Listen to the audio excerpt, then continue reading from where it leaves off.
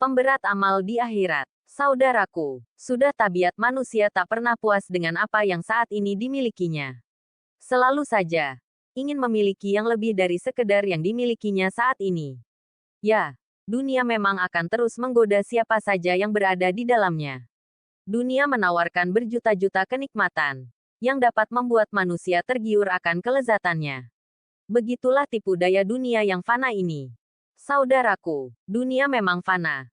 Dan Allah Azza wa Jalla akan mencabut segala bentuk kenikmatan duniawi sesuai dengan kehendaknya, kapanpun dia berkehendak. Namun kenapa masih banyak di antara kita yang terlena dan justru membiarkan diri terhanyut dalam kemilau duniawi yang pada akhirnya tak bisa menyelamatkan kita di akhirat kelak. Semoga kita bisa selalu menjaga diri dari keterlenaan duniawi yang bisa membuat kita lupa bahwa sesungguhnya Allah Azza wa Jalla terus memperhatikan kita, mengawasi setiap gerak-gerik kita. Bahkan apapun yang kita sembunyikan jauh di dasar hati kita, Allah Azza wa Jalla pasti tahu, karena Dia adalah Sang Maha Tahu. Saudaraku, sudah semestinya kita sadari bahwa semua yang ada di dunia ini pastilah akan sirna, termasuk kekuasaan, kekayaan, popularitas, juga segala hal lainnya yang ada di dalamnya. Cepat atau lambat akan meninggalkan kita. Kekuasaan tak mampu melindungi diri dari kematian. Harta kekayaan tak mampu menunda azal yang datangnya sudah ditetapkan oleh Allah Azza wa Jalla.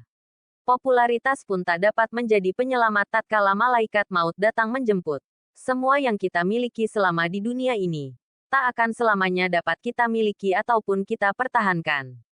Hakikat dunia adalah negeri yang sementara, bukan negeri keabadian. Jika kita memanfaatkan dunia dan menyibukkannya dengan ketaatan kepada Allah Azza wa Jalla, maka kita akan memetik hasilnya di akhirat kelak. Adapun jika kita menyibukkannya dengan syahwat, maka kita akan merugi, baik di dunia, apalagi di akhirat. Hal ini sebagaimana firman Allah Azza wa Jalla. Rugilah ia di dunia dan di akhirat. Yang demikian itu adalah kerugian yang nyata. Quran Surah Al-Hajj 11. Saudaraku, siapapun yang selama hidupnya hanya memikirkan dunia, maka kelak Allah Azza wa Jalla akan membuat dia terletih-letih dalam mengejarnya. Berbeda dengan orang menjadikan akhirat sebagai prioritas utamanya, maka dunia dengan sendirinya akan melayaninya. Bukan berarti kita tidak boleh memiliki banyak harta, akan tetapi kekayaan yang kita miliki justru harus bisa menjadi pemberat amalan baik kita di akhirat nanti. Bukan seperti yang terjadi pada saat ini. Ketika banyak orang berlomba-lomba ingin menjadi berkuasa, kaya raya, maka mereka melakukan segala cara, termasuk hal-hal yang diharamkan. Lain halnya dengan orang-orang yang menyibukkan dunia dengan sesuatu yang akan bermanfaat untuknya kelak di sisi Allah Azza wa Jalla.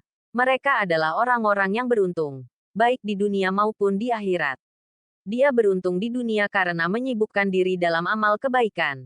Demikian pula, dia beruntung di akhirat karena telah membekali diri dengan berbagai amal solih.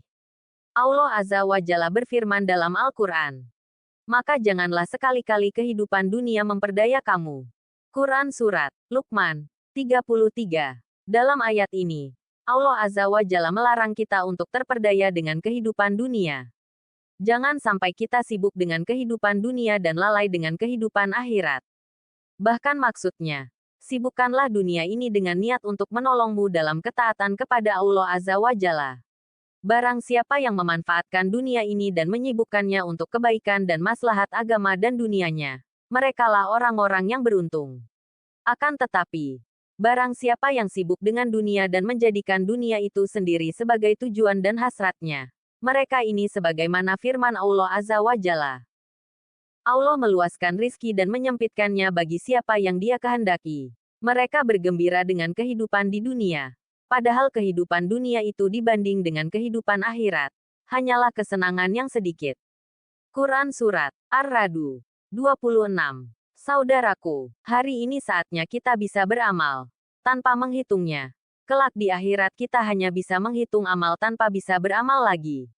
Pada akhirnya apa yang sudah kita persiapkan untuk menghadapi kematian? Hanya ada dua pilihan untuk kita. Berjuang di sisa umur kita untuk mendapatkan surganya atau terlena oleh kenikmatan hidup dunia yang fana.